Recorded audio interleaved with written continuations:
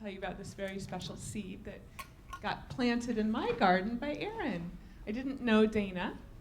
She was introduced to me by Erin, and she showed up in my living room when I told you we used to do the little oil gathering, so she was one of the first people also to join us. And she is such a bright light, and I have just felt really blessed to know her and really appreciate all that she has brought. She was one of also the first leaders to really bring things to the surface and take charge and start leading her team, and she's really contributed so much to all of us. She's also had a lot of challenges, as many of us had through our life, and so she's going to share a story with you today that's quite vulnerable, and I really commend her courage and her grace to share this with you, because as Ariana was talking about depression and emotional health, we're going to talk specifically about addiction. And I know that that has really impacted my life greatly in a lot of very painful ways. It's also one of those things that's difficult to talk about, and it can cause a lot of shame, and yet I'm sure we all have experience with that in one way or another. So she's going to share with you her very inspiring personal story about her journey with addiction and how she began to bring the essential oils into her life and how she has gone through her own healing process. So let's give a round of applause to Dana DuPont.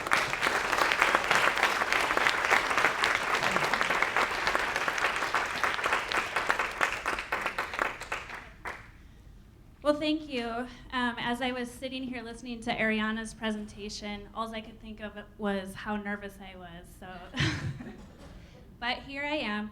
I wanted to start with, on that note, this topic is, there's a lot of stigma in our culture, in our society, and I have been, in the beginning of my experience with doTERRA, I was very fearful to come forward and say that this is me, this is who I am, this is what I've been struggling with, and this is doTERRA. I was introduced to doTERRA right as my brother came here and as I was introduced to my relationship with alcoholism and addiction. So I definitely, I kind of masked the way that I would talk about things, and I really put on this big front for a long time, and I realized that that actually kind of does a disservice to people when you're not totally honest with who you are. So one of the things that I want to do first before getting into the presentation is just share that my son, who is 9 years old, he has been, he's been through this journey with me. He's been to many doTERRA events. He could actually probably teach his own doTERRA event at this point. And one of the things that we love to do is kind of do a pick what oil mommy needs today, tarot style. So I have this book right here that Ariana talked about, the emotions and essential oils, and I have him pick a number between 20 and 81, and he doesn't know, he doesn't have the numbers memorized, but this is the oil that he picked for me today, and I want to read to you. So this is lavender, and sometimes we think of lavender as, that's the way that I kind of think of lavender. It's one that kind of falls under the radar. I mean, we use it for so many things that we don't think of the profound emotional healing that it offers. So lavender aids verbal expression. It calms the insecurities that are felt when one risks their true thoughts and feelings. I'm totally shaking as I'm saying this out loud. Lavender addresses a deep fear of being seen and heard. Individuals in need of lavender hide within, blocking all forms of true self-expression. While they may even be going through the motions of outward expression, they're actually holding back their innermost thoughts and feelings. The expression is not connected to the heart or soul. Lavender supports individuals in releasing the tension and constriction that stems from fear of expressing oneself. Due to past experiences, they may believe it is not safe to express themselves. So that was the other thing that kept coming through when we sat at the end, that I am safe, that I'm not running from a tiger right now, that being here is where I need to be right now. Strong feelings of being unlovable, unimportant, or unheard can accompany this condition. The individual's fear of rejection paralyzes their true voice and traps their feelings inside. Lavender encourages emotional honesty and insists that one speak their innermost thoughts and desires. As individuals learn to communicate their deepest thoughts and feelings, they are liberated from their self-inflicted prison. It is through open and honest communication that an individual experiences unconditional love and acceptance. Through Lavender's courageous spirit, one is free to share their true self with others. So the first time that I was in a room of Alcoholics Anonymous and I admitted to my innermost self that I was an alcoholic, that was when my journey of healing began. And I'm gonna get emotional because I feel really vulnerable right now, and I feel really in touch with my emotions thanks to Ariana.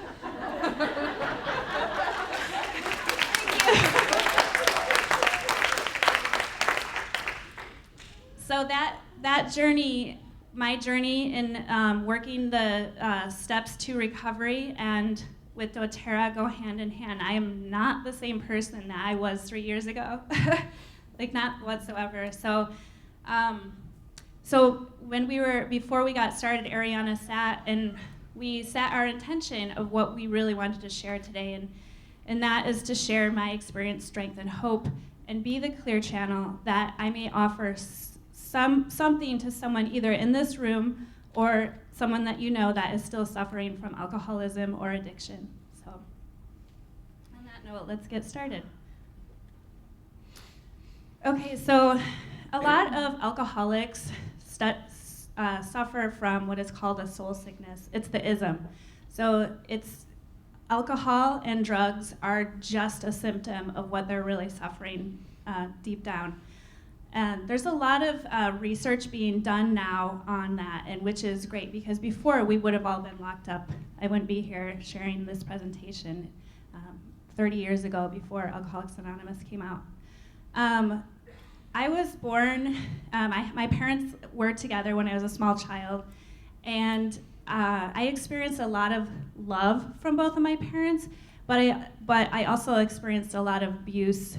I witnessed abuse. My father was abusive. I'm not going to go into all of that, but that really affected me, and that is something that I had to get a lot of outside help about when I got sober, because alcoholism was later on in life, that's actually what helped me get through those really strong emotions. My parents divorced in 1979, and at that point, I remember feeling just extremely scared. My dad was gone. My mom had to go to work, and we were on our own.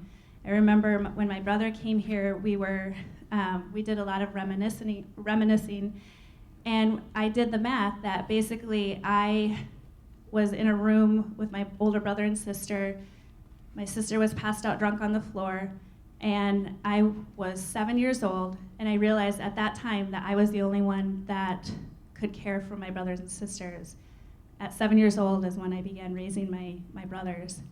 When I was 14, my sister used to ask, she had her own child at 17, and she asked me to babysit for her and would pay me in booze. That was my life. And we lived in a trailer in Michigan, and I was extremely poor, and I was extremely bored, and alcohol was my escape from that. Then in 1999, so I share this sometimes in meetings, that my whole mission, not only did I see physical abuse from my father, but I was also spiritually abused. So he would force us to do things that I never really believed in, and I wanted to prove my parents wrong so bad that I began traveling the world, and like this can't be the only answer. There's something greater out there. So I went to Tibet, I went to China, I did a lot of traveling, and I came back and I had talked with my brother on the phone, And the next day we had plans to visit. He had a 2-year-old daughter that was turning 3 the following day, so we were going to get together for her birthday. That night I got a call that my brother had been killed in a drinking and driving car accident that my other brother caused because he was driving. And I've gone through this emotion, this pain for 3 years because, like Ariana was saying, I repressed that emotion. I thought to myself, how can one ever be normal again after this? And so actually I moved out here. I moved to the West Coast and I just pretended that that life didn't exist anymore. I was the elaborate party girl that threw really rockin' parties. So if you ever came to one of my parties, they were a good time. But I just forgot who I was and where I came from. That's how I dealt with the trauma that I had survived. It also says in parentheses, adrenaline junkie. So the other thing that we get addicted to, that I was extremely addicted to, was excitement. I was a snowboarder. I was a competitive snowboarder. So that's how I ended up here in Portland, because I wanted to snowboard, but I also wanted to have the excitement of the city. So it was a close enough drive for me that I could do both. So then when, let's see, in 2005 or 2004, I had met my son's, or I had been reconnected with my son's father, and we actually, I found him. I looked him up in the phone book. That's before cell phone. I think I had a cell phone, but it was before smartphones. I looked him up in the phone book. He worked for Oregon Chai. His brother's wife started Oregon Chai, so they were a really successful family, and we started dating, and I got pregnant very quickly. And so everything that I knew had come to a screeching stop. My party life was pulled away from me, not willingly. I was upset that that was now going to be what I thought a terrible existence. And so I actually started drinking shortly after I had Joseph. That didn't stop me. My partner, Joseph's dad, he kept saying to me, you know, I think you have a problem. And I was like, no, I don't. You guys drink just as much as I do, because we went to all these great parties. They were investors in all the big restaurants downtown, so we got to drink really fancy wine and cocktails. And I thought, there's no way that I can have a problem with alcohol. It's the homeless person, or it's the person pushing a shopping cart. Like, that's not me. I'm still going to work. I'm still paying my bills. So I had no reason to look at my alcoholism. So I thought. John and I separated, and I was waiting tables at the time, really thinking, this can't be my life. I was so discontent with going to work, going to yoga, just basically surviving. And so I began studying yoga in depth to be a yoga teacher. Well, if you really want to start looking at all of your issues, study to be a yoga teacher. So I did that, and I also realized at that time I was having physical manifestations of the repressed emotions. And I tried to quit drinking, and a friend of mine said, you know, you're a lot happier when you drink. And I was like, you're right. You're right. So I'm going to start drinking again. So that was a good solution. Then my body started breaking down, and I would break out in hives every time that I drank. I thought it was just gluten. I thought it was sugar. I cut those things out, but I didn't address the issue at hand, the real underlying issue. My brother, who went to prison because of the car accident, called me and asked if he could move out to Portland. And so I thought that was a great idea. Yeah, move out. So he came out here, and he never said anything to me about my drinking. I felt like I was a teenager having to hide it from him. I had so much shame and guilt that I was blackout drinking and driving. Here's my brother who just went to prison because we lost my other brother. And I had, at the time, a 6-year-old son.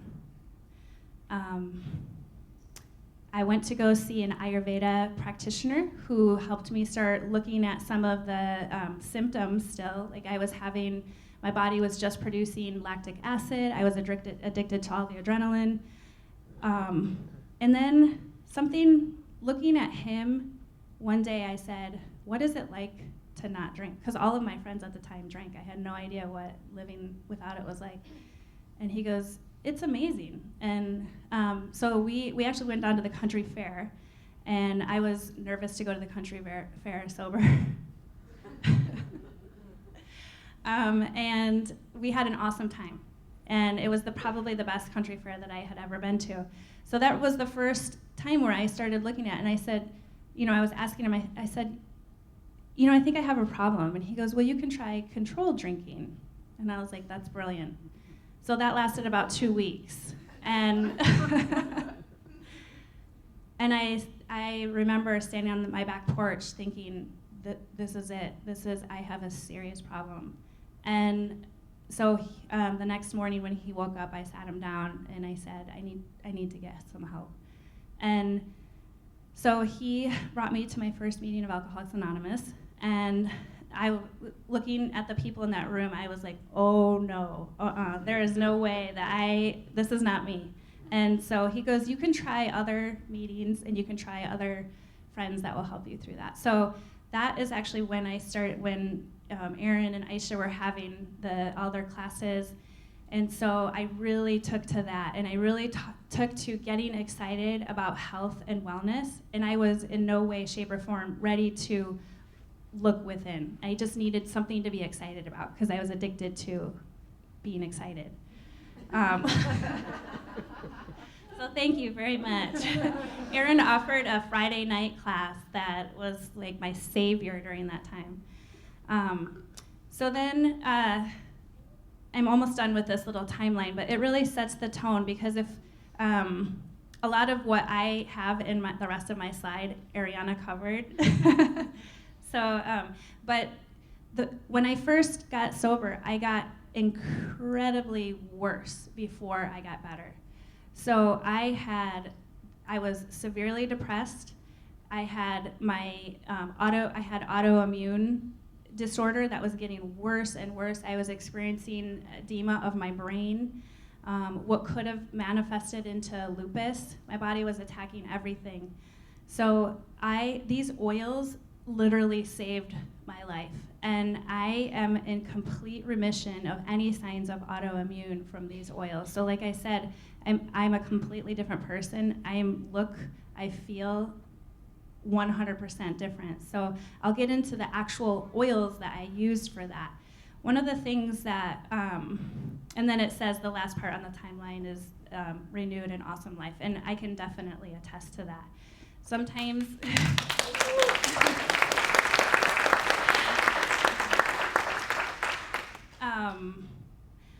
one of the things, kind of the misconception, is when we get sober, when we stop drinking or using the same kind of response to the way that we deal with stress or trauma, is that our life will instantly get better. And I experienced that it does not get better. So until later, until you actually heal, until you do this work, it's a miracle that people stay sober through that healing crisis. So it's my responsibility when I'm going to speak at the detox centers, when I'm going to speak at the treatment centers, is to share that experience. Like if you're hearing other people that are saying that their lives are miraculously better in the first 3 months and you're not experiencing that, you're not alone. I didn't experience the difference until about 1.5 years. So it's my duty, it's my responsibility to continue to share that. Oh, it looks like some of the writing is mixed. Do it again. Okay. Click it towards the side. No. Yeah. Okay, here we go. Whoops. There, just pull it. Okay, so as Ariana said, the biggest and fastest part of America's drug problem is prescription drugs. So I have a lot of friends in Alcoholics Anonymous and other 12-step programs, and it is so sad when they have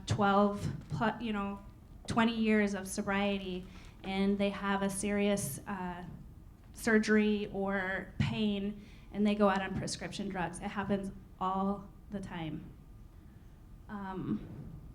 the number of overdose deaths from painkillers more than tripled from 99 to 2006. I was trying to look at your statistics to see if they were about the same. So this is an epidemic, absolutely. And I sit in the room seeing people come in because prescription drugs brought them to their knees. The truth is that preschool-age children are the fastest growing age group being prescribed antidepressants. So same thing. It's extremely sad. And if they're starting on prescription drugs, then imagine where that's going to go. So here we go. Addiction is the continued use of mood-altering substance or chronic engagement in endogenous chemical-producing behavior, despite adverse dependency consequences or neurological impairment. So a lot of times when you hear an addict or you're in relationship with an addict or an alcoholic, and myself included, because I'm dealing with, I have many friends that, again, I've met from these rooms, and this is the thing, is that they, despite the consequences that they know, they are alcoholic. It is a neurochemistry that it's what they know. So to have this love and tolerance for somebody that is in that and to try to switch gears and understand and have compassion for them is huge. That is, that's been really hard for me, even though I've gone through that. So to deal with other people that are in that same pattern there's also a 12-step program for that. Joking, but it's true. Oh gosh. Okay. Addictions can include, but are not limited to alcohol abuse, drug abuse, exercise abuse, pornography, media abuse, and gambling. So what I was thinking during Ariana's presentation is that, yes, here's all the emotional disease or imbalance that is underneath the addiction, but if we don't have this addiction under wrap, we cannot treat those other issues. It's virtually impossible because the neurochemistry is off. Classic hallmarks of addiction include impaired control and preoccupation with substance behavior, continued use despite consequences, there it is again, and denial. Habits and patterns associated with addiction are typically characterized by immediate gratification, coupled with delayed deleterious effect. So here's the real deal, is that shame and guilt. So any addict is going to feel that, so they keep using over and over again so they don't have to feel that shame. So it's that's the biggest cause of disease and addiction is shame. And it may be shame that caused them to use, but then the shame keeps them stuck in that cycle. The other, the way that I was able, what I say now is if I am justifying anything in my life, I'm in that ism. So I need to talk to somebody about that and have them be the mirror back to me that helps kind of set things straight. And so I have a core group of people that I bounce ideas off of because I can justify anything to get my way. Dopamine, adrenaline, and endorphins. So that's what the drugs and alcohol actually produce these chemicals. So it's the chemistry. This presentation is taken from the presentation, My Chemistry. Is that My Chemistry Made Me Do It? Yeah. Yeah. The Laura Jacobs presentation. So if you want to look at the full presentation on addiction, the neurochemistry behind it, the Laura Jacobs, My Chemistry Made Me Do It. That's where this is from. So basically, we are stimulating our pleasure center in our brain. We get addicted to that. So here it says essential oils help restore the state of homeostasis. Again, here's the cycle kind of laid out for you. This is acting out the binge. So one of the things that we say in the rooms is that the relapse happens way before the actual act of using happens. So if I'm starting, again, if I see myself lying about anything, if I'm justifying anything, if I'm feeling stressed and I isolate, that's a good sign that I could potentially pick up a drink. Even though I'm here, even though I have all these amazing things that happen, I don't want to feel that loneliness. I don't want to feel that stress. I don't want to feel all those other things that are debilitating to me at times. There are times that I don't want to come out of my house, even today. And for me, I have these tools, not only the oils, but I also have a big support group where I can call somebody, because I know it's like now the neurochemistry, I'm just trained that way. Like I pick up the phone, I tell somebody right away. And chances are they're gonna tell me this is what you do. Sorry, I'm like, let me go back here. Okay, so we put together some of the causes and conditions. And so resentment is kind of the number one offender. So I don't wanna feel angry at somebody, because anger is a really strong emotion. I have a lot of emotions coursing through my body when I have a resentment, and I don't want to feel that. So that's when people drink or use. Fear underneath all of it is fear. I'm afraid to tell somebody that I have a problem, or I'm afraid that I can't handle this alone, kind of thing. Depression, anxiety, stress, fear, trauma, or PTSD. PTSD is a whole nother topic. This is something that I've been very interested in, and I, especially working with people that are firemen or work in any kind of emergency situations. PTSD is something that we don't really talk about as much as it should be talked about, because that definitely leads to alcoholism and addiction. And when one stops alcoholism, the PTSD gets worse, or stops drinking, the PTSD gets worse. So this is one of the oils that I use specifically for PTSD was Balance. So that's one that you can recommend to anyone that you know that is suffering from PTSD. Codependency, that is something that I'm looking at right now myself. I want to control and fix everyone and everything because then I don't have to look at myself.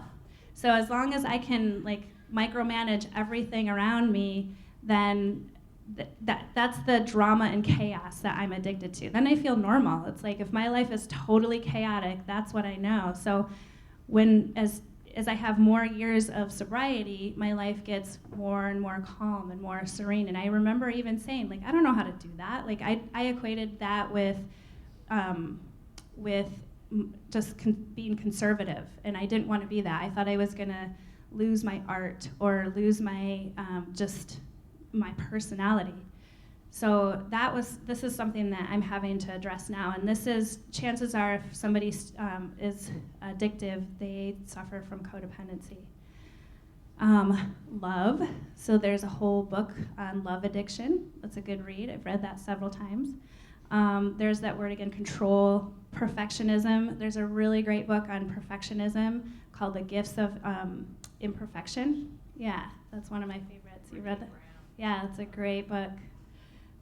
Approval. So we get addicted to approval. So a lot of times, like we just want to make somebody happy. So we kind of do everything that they say. So that's where I've really kind of stepped into my own power and said, I'm gonna do me, and you can do you, and that's been really healing for me.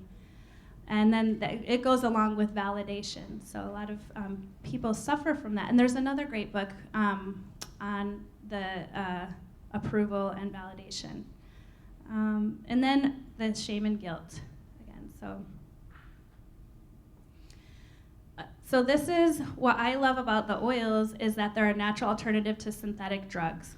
An essential oil can have hundreds of different compounds. Each compound has a different medicinal benefit.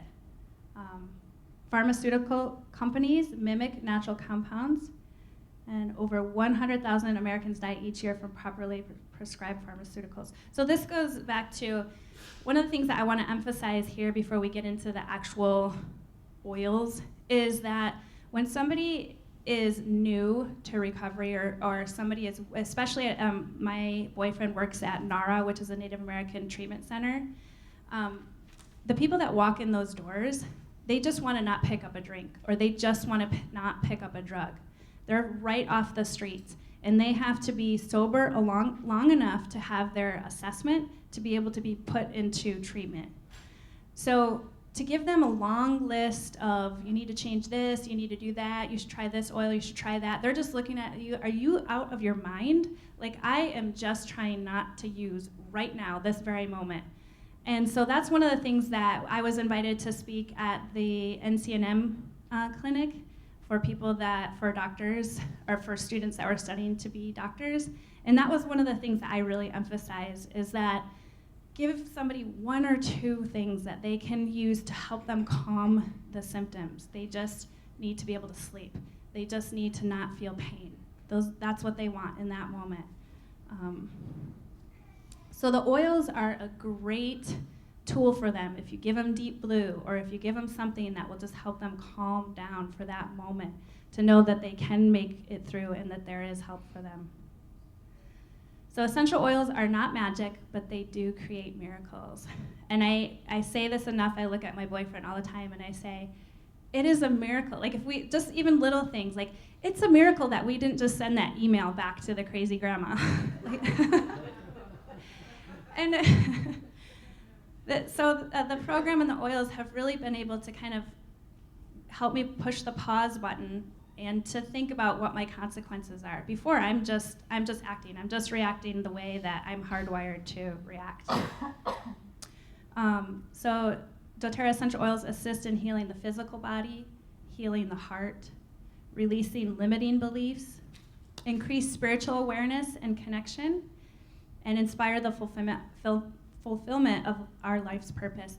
So one of the things there, the increased spiritual awareness and connection, this was what I love about the oils that you talked about that are high in sesquiterpenes, is that they really help to, so our pineal gland, or our connection to source, calcifies when we get older. And if the solution to alcoholism or any ism is a spiritual solution, and I can't get there because I've been so severely traumatized with spirituality, I need some outside help. So I need something that's gonna come in and help to regrow and help me trust in the magic, help me trust in source again. So a lot of people are not into 12-step programs because it's all based on being connected with a higher power. I was one of those people.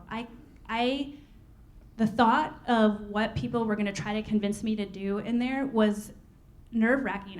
My heart would race. I was always so nervous when that was the only solution. I thought, what am I supposed to do? So these oils really helped me get in touch within my higher power in myself.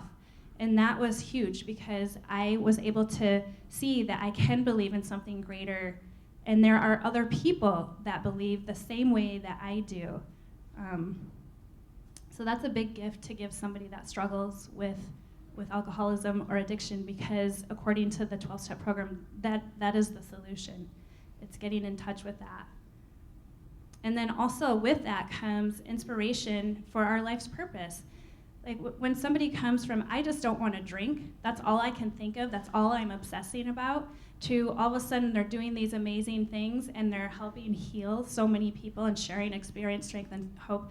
Can't tell you how many times I see that in the environment that I'm in, and I get teary-eyed all the time because I'm like, that person couldn't even walk, let alone now they're changing lives. It's amazing.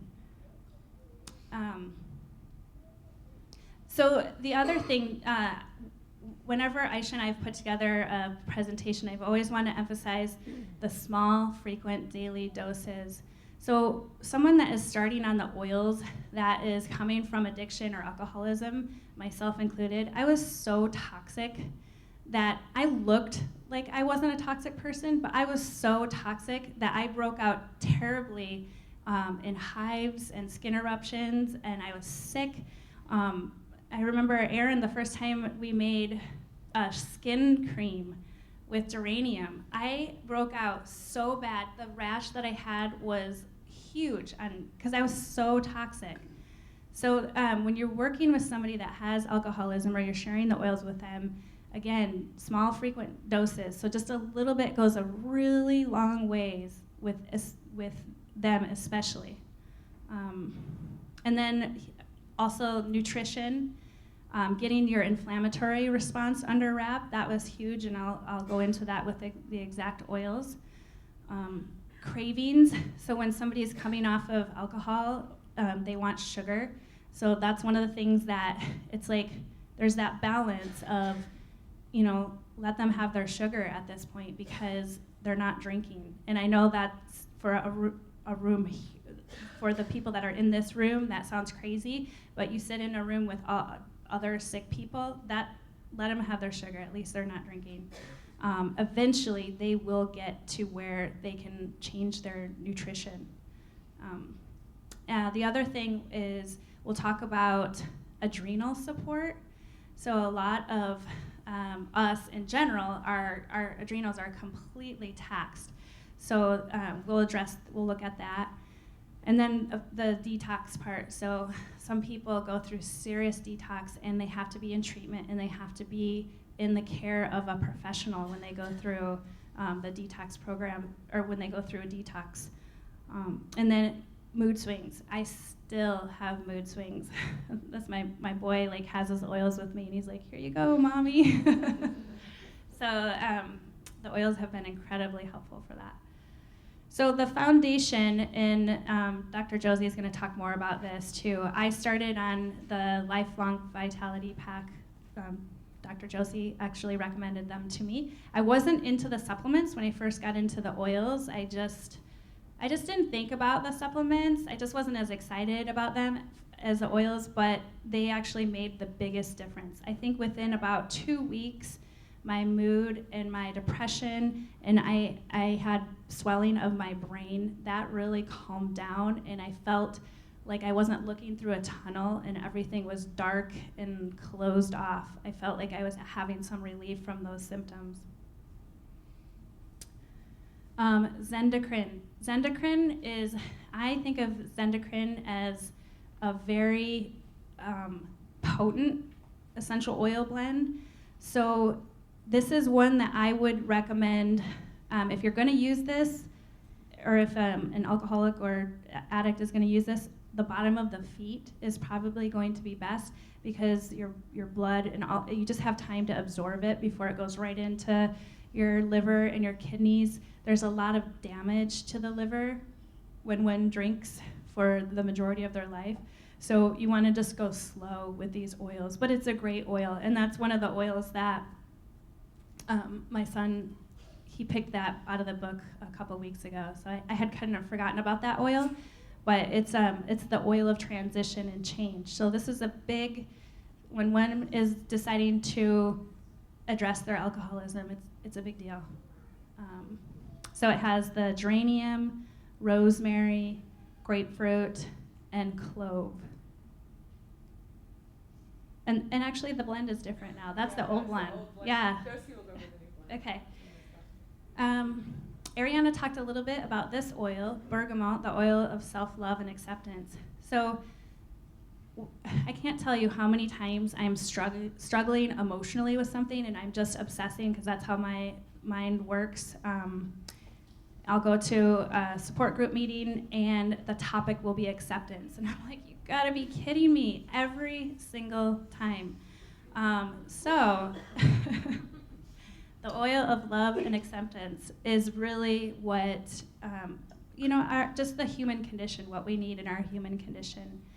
And as I addressed the big addiction and alcoholism, I was able to actually practice more self-love and actually do the things where I looked in the mirror and I told myself how much I loved myself, even the dark, scary side that wanted to drink or the dark, scary side that wanted to act out somehow.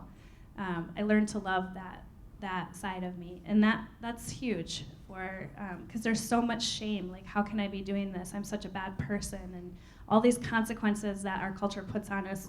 So to heal that is is a very big deal. And the bottom it says, awakens the soul to hope and offers courage to share the inner self.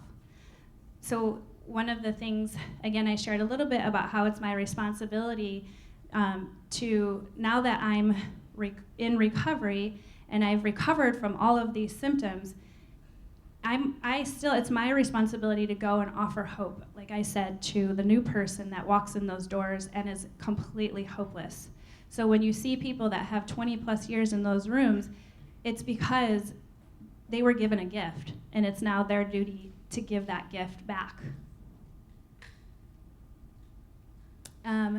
Basil, this is one that was introduced to me by Dr. Sue, and I personally use this on my neck. I have had so many injuries, and a lot of times that is an underlying cause for alcoholism and addiction is injuries because of the pain.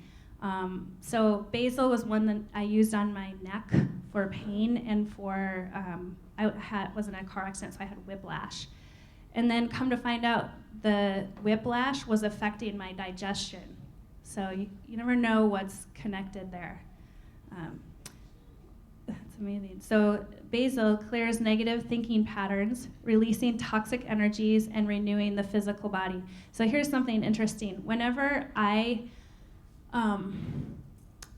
lot of my irritability manifests in neck pain. So I just recently was introduced to being able to sit and feel that, identify it, and then also feel the same positive emotions that I was experiencing, all the excitement with my new business, and I just got a little excitement just saying that out loud. And know that they struggle for attention. So if I give that pain attention and I'm putting some oils on it and say, gosh, my neck hurts, or just that pain wants to be heard. That emotion wants to be felt. So I think they really go hand in hand. When you're rubbing an oil in, just acknowledge that you're in pain or acknowledge that you're having that, because then your body can come into this balance and move it out. And that I just experienced that. I had this amazing body work and I have no neck pain, and I couldn't even turn my neck when I went in to see her. How are we doing on time? What time do I? 15 minutes? Okay. So these are some of the oils that I used a lot. The first oil that I started using when Erin came in to see me at the yoga studio that I was managing at the time was ylang ylang. And ylang ylang was, for me, I was so drawn to it because I was brokenhearted, and I didn't know that. I just thought it smelled good. I liked the sweet smell of it. And that's really what turned me on to the doTERRA oils.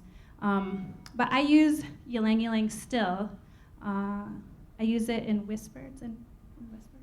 One of my favorite oils, but rosemary, geranium, peppermint, and ylang ylang help with healthy energy and adrenal support. I also heard from Dr. Sue, I think her protocol was Roman chamomile. Do you remember that, what she said for adrenal support when we were at the... Yeah, Roman chamomile. Vetiver for adrenal support. I have that in the slide too. But basil, yeah. So these oils are really fantastic for adrenal support, which all of us can use more adrenal support, but especially somebody that has been alcoholic or addicted to something. Your adrenals are completely taxed. Here's the other weird phenomenon is that when I did my step work, which I've done a couple times, I looked at one of my biggest fears was to be tired, because I associated being tired or exhausted with giving up, or like somehow there was shame there.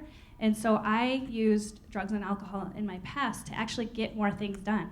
So I put my son to bed, and then I'd get that third or fourth wind, and I was afraid to be tired. I was afraid that if I just went to bed, nothing would get done. So there's many, again, I wasn't the kind of alcoholic that just drank and didn't do anything. I actually did more, I felt like, when I was, because I wasn't in touch with that, the exhaustion. So rosemary, geranium, peppermint, and ylang ylang. I won't go into all those. All of those, we got that from this book again, the emotional properties or aspects or emotions and essential oils. It's a great book. If you don't have that yet, I highly recommend it.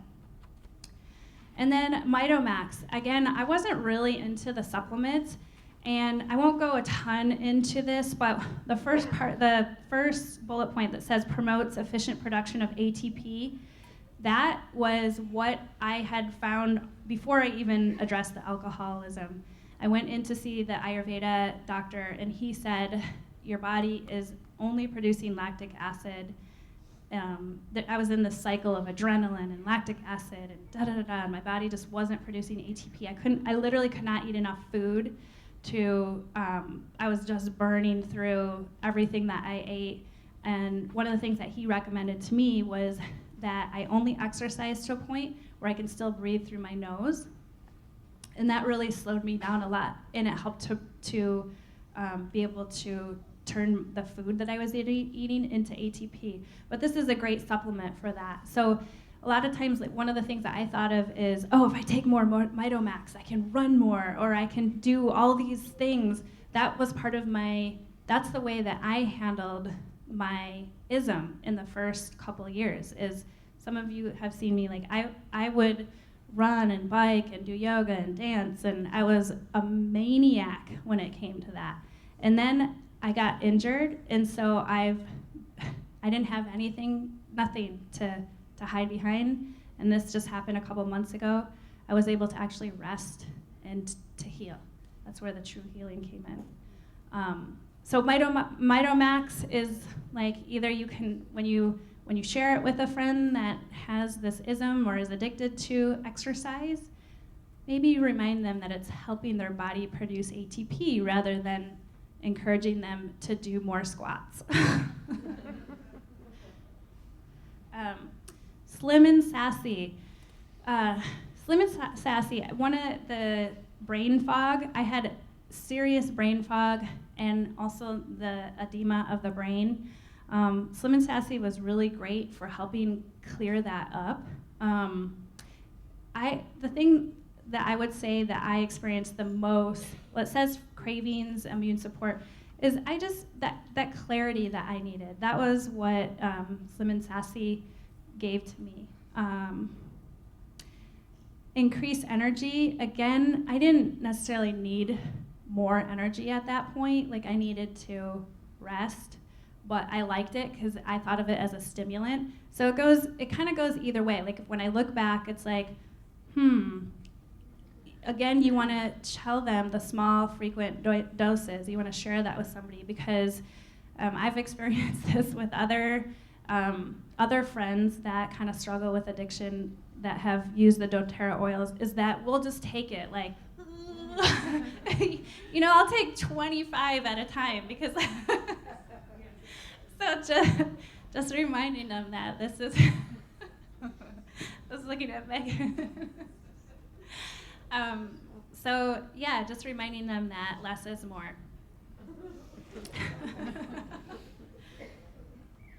So, and this is kind of the maximum dose, so 5 drops and 8 ounces of water 3 times per day. Again, that's, maybe half that, or 1 drop in oil 3 times a day. Be mindful. Grapefruit, honoring the body, love, tolerance, and acceptance. That is, again, that topic. That's a great topic. And maybe the bottom of the feet is a great place to start for alcoholics or addicts. It does help with cravings. So one of the big addictions is food addiction. So if you know people that are suffering from the binge, I know I have a family member that suffered from binging and purging, and she went to see somebody, and they gave her an entire long laundry list, and she felt hopeless. So one of the things that she called me about, she's like, can you just give me 1 or 2 oils that can help me here? So grapefruit was one that I had recommended to her, and also lemon.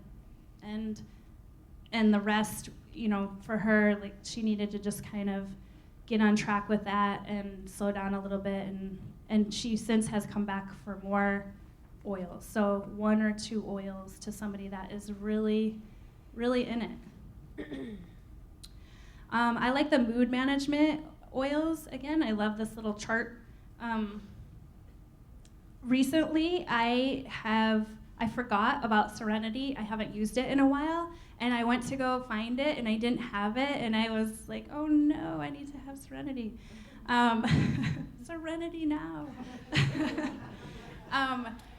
Serenity is awesome because one of the things that you suffer from is insomnia when you're first getting sober, or even later on, because we don't have anything that can kind of knock us out. So Serenity was huge for me. I love the name, and that is a great oil to offer somebody in the beginning. If I were to offer 2 oils to somebody in the very beginning, it would be balance and serenity. Because that's what we're all striving for, is balance and serenity. And again, somebody with addiction, they don't want serenity. That's not exciting. But they need it. So, and then elevation is one that people either really like or don't like. I've had that experience, and it kind of depends on the time of year. I also study Ayurveda. So if you find somebody that has an adverse reaction to elevation this time of year, maybe try it again in the spring. Maybe right now they need balance. And then citrus bliss. I love citrus bliss. It's a nice one to diffuse. It's kind of a, I don't think I've found anybody that doesn't like citrus bliss, but so that's a nice one to just help with mood, elevating if they're depressed. That's a great one for them. I'm saying them as if I'm not one of them, but me. So Intune and Vetiver, the oil of presence and the oil of centering and descent. I had the experience of giving Intune to someone in recovery, and they came back to me. I said, how was that oil? And they said, I'm so tired. And I was like, that's amazing. You actually got in tune with what you were feeling. He goes, I don't like it. I was like, keep using it. I'm sure that's probably what your body needs. And then Vetiver. I used Vetiver all the time, again, for adrenal support, but also just to ground and center. I think that's huge because a lot of times, and it's just not addicts or alcoholics, but a lot of times it is, they'll just talk all over the place. So a little vetiver down the road helps them kind of calm and center and gather their thoughts. They can also lay off the coffee too, that would be helpful, but that's not gonna happen in the beginning. Let's see, connect with self.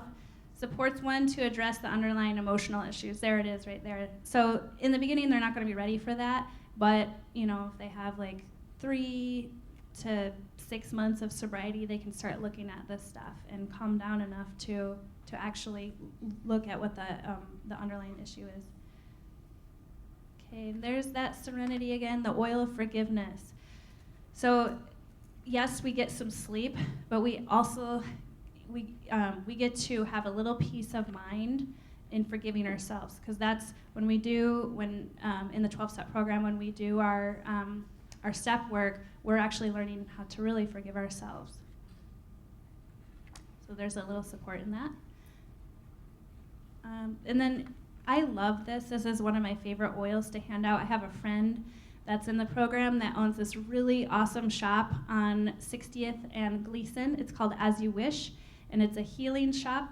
Or it's full of all these awesome healing tools, and one of the things that we pass out to all of our friends in recovery is the little deep blue packets, because a lot of people suffer from pain. So that's a great one to just kind of carry around with you. It's a quick fix.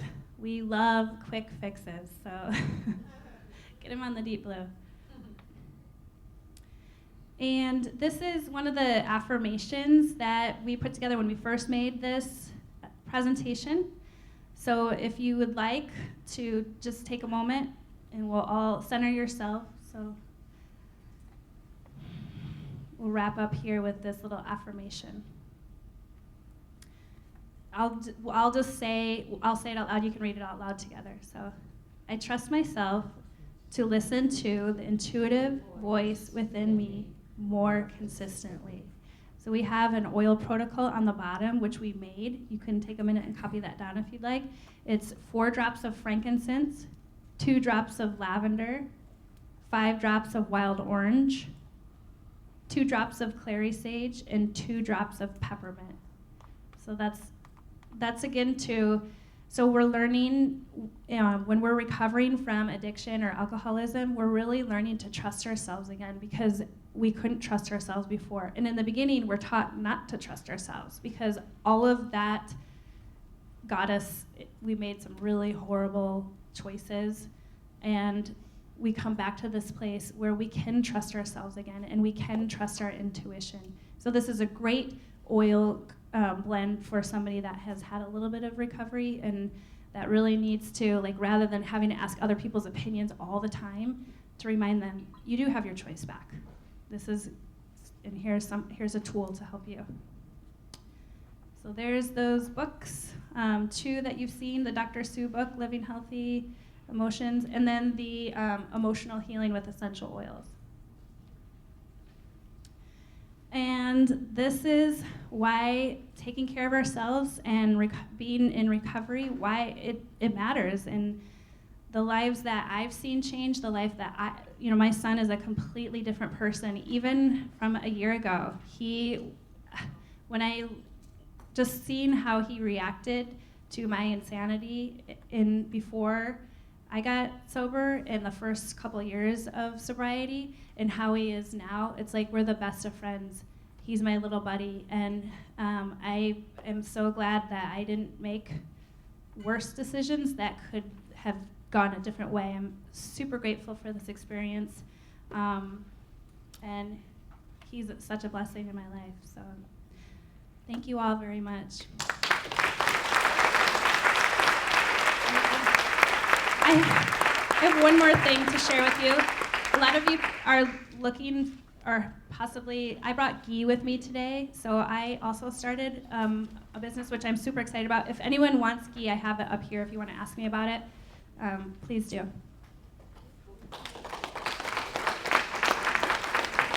Yay. Thank you, Dana.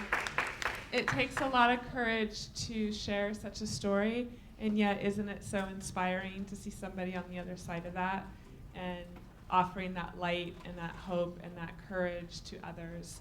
It's very healing for us.